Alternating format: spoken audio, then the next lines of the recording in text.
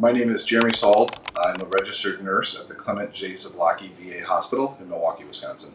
So I went up to see a patient who needed an IV. I went into the room, started prepping all my materials, and while I was getting everything ready, one of the steps is to take and prime the tubing with the saline flush, which I did, and then you just set that to the side. Well, while I was getting my other stuff ready, I noticed that the saline in the tubing was actually retracting backwards through the tubing, and that ultimately led to air traveling through the tubing and then an air bubble actually collecting in the end of the syringe. The concern with air going back into the syringe is that once we hook it up to the IV, there's obviously air that can be injected intravascularly or into the patient's vein. And that really would be the biggest concern, is that we could cause some type of complication with an air embolism if we were to inject enough air into the patient.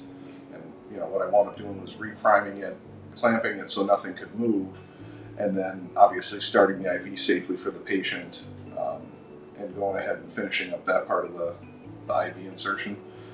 I thought, this is probably just a bad saline syringe, probably just something that I stumbled into. And as I kept going further and further into it, it was like, okay, yeah, hey, everything on my cart has got this issue.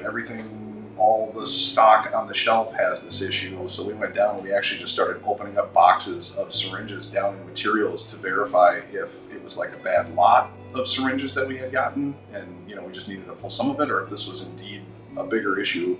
We did indeed find that all the boxes we were opening along the way, all the syringes did the same thing. You could take and purge the air out of the syringe, and as soon as you let go, the plunger would slide backwards and it would collect air inside of the syringe again.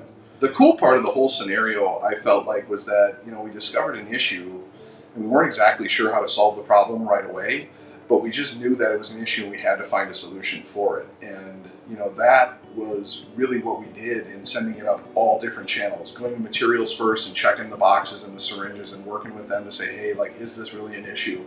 Notifying our leadership.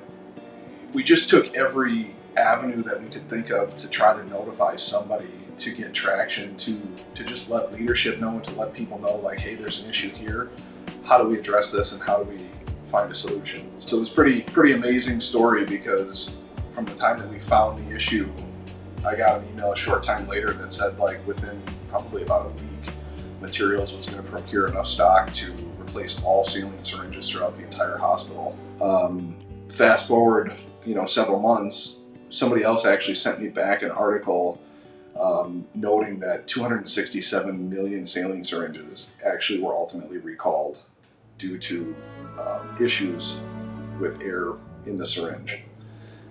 It was probably kind of almost surreal, I would say, at first, and then just beyond that, part of it is, it's amazing because after that I was nominated and won a National Hero Award for my involvement in identifying and helping to change out the syringes and all that stuff. It was just one of those things where it was just kind of weird, because the award was super cool and I was honored, but really ultimately at the end of the day, I was just happy that we were providing the best possible care for the vets and that we were able to prevent any harm from happening to anybody along the way.